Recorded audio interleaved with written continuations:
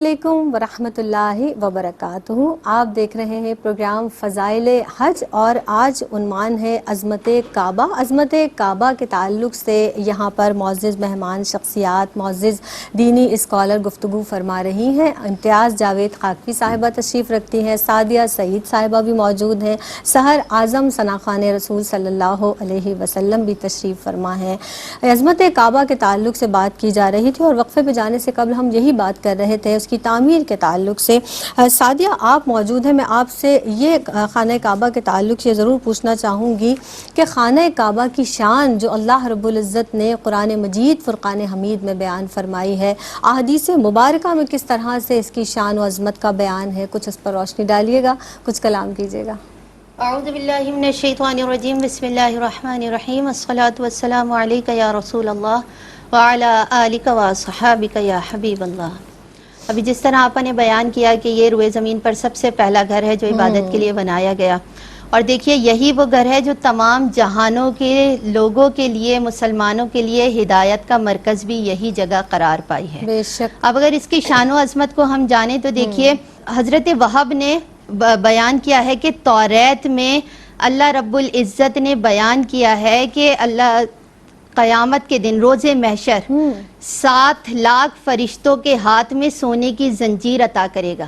اور انہیں کہے گا کہ بیت اللہ شریف کو محشر میں لایا جائے ان زنجیروں میں باندھ کر۔ تو جب 7 لاکھ فرشتے خانہ کعبہ کو، بیت اللہ شریف کو لے کر چلیں گے تو اس سے کہے گا ایک فرشتہ کہ چلو، تو وہ کہے گا جب تک میرا سوال پورا نہیں کیا جائے گا میں یہاں سے نہیں بڑھوں گا۔ تو فضائے الہی سے ایک فرشتہ پوچھے گا کہ تیرا کیا سوال ہے، کر اسے پورا کیا جائے گا۔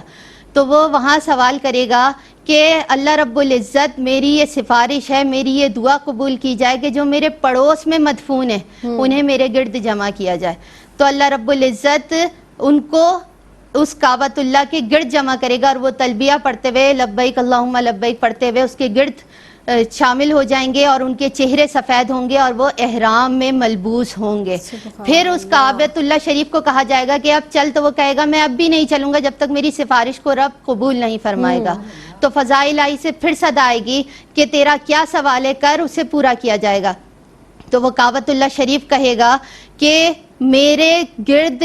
جس نے طواف کیا ہے جب تک وہ شخص یہاں میرے پاس نہیں آ جائے گا میں نہیں چلوں گا۔ تو اللہ رب العزت کا فرشتہ کعبۃ اللہ سے کہے گا کہ اس میں سے بہت سارے لوگ ایسے تھے کہ جنہوں نے تیرے گرد چکر لگائے اور چکر لگانے کے بعد پھر جب وہ واپس پلٹے تو کچھ گناہوں میں ایسا مبتلا ہو گئے کہ جنہوں نے اس پر اصرار کیا تو ان پر جہنم واجب ہو گئی۔ تو وہ پھر سفارش کرے گا رب کی بارگاہ میں کہ رب میں تجھ سے سفارش کرتا ہوں کہ تو انہیں معاف کر دے۔ رب العزت انہیں معاف فرمائے گا تو فرشتہ صدا لگائے گا کہ جس نے کعبۃ اللہ کے گرد چکر لگائے ہیں وہ لوگ الگ ہو جائیں۔ جب وہ لوگ الگ ہوں گے تو انہیں کعبۃ اللہ کے پاس لایا جائے گا تو وہ بھی اسی طرح تلبیہ پڑھتے ہوئے کعبۃ اللہ کے ساتھ شامل ہوں گے، اور جب فرشتہ کہے گا کہ چلو تو اب وہ چلے گا تو پھر کعبۃ اللہ پڑھے گا لبیک اللہم لبیک لبیک لا شریک لک لبیک ان الحمد والنعمت لک والملک لا شریک لک۔ تو یہ عظمت و شان ہے کہ اللہ رب العزت نے کعبہ شریف کو ایک روح بخشی ہے اور ایک دل بخشا ہے، اس کو ہونٹ عطا کیے، اس کو زبان عطا کیے جس سے وہ بخشش طلب کرے گی، اور جو کعبۃ اللہ کو اللہ رب العزت نے دل عطا کیا ہے وہ اس میں وہاں کے گرد چکر لگانے والے کا چہرہ اپنے اندر جذب کر لیتی ہے، اپنے اندر ایک تصویر کھینچ کر رکھ لیتی ہے کہ یہ شخص میرے پاس آیا تھا اور میرا طواف کیا تھا۔ اب اگر ہم فضائل کی طرف بڑھیں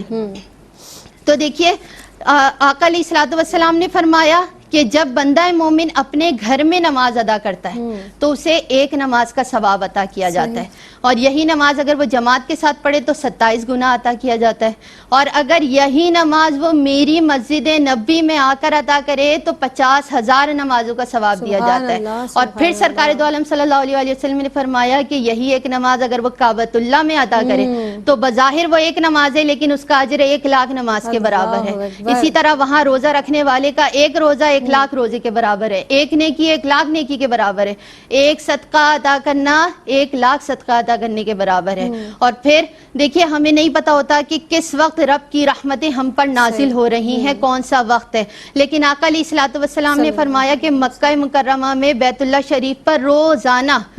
اللہ رب العزت کی 120 نیکیاں نازل ہوتی ہیں. سبحان اللہ. اس میں سے 60 نیکیاں وہاں طواف کرنے والوں پر، 40 نیکیاں وہاں نماز ادا کرنے والوں پر، اور اگر کوئی شخص کچھ بھی نہ کر رہا ہو، محبت سے کعبۃ اللہ کو تک رہا ہو، تو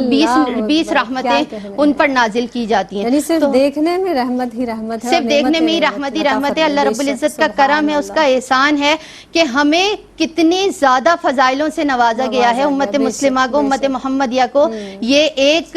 خوبصورت تحفہ عطا کیا ہے کعبۃ اللہ شریف اور مسجد نبوی شریف. اور ہم کہ اس کو جب دعا بھی کریں گے اللہ رب العزت کی بارگاہ میں سعدیہ کہ جتنے لوگ ہمیں دیکھ رہے ہیں، جو وہاں موجود ہیں، حاضر ہیں، زیارت کر رہے ہیں، اللہ تعالیٰ ہم اسکرین کے تھرو بھی یہ دعا کر رہے ہیں کہ پروردگار عالم ہمیں، آپ کو، ہم سب کو کعبۃ اللہ کی زیارت کی توفیق عطا فرمائے، وہاں جا کر طواف کعبہ کی توفیق عطا فرمائے.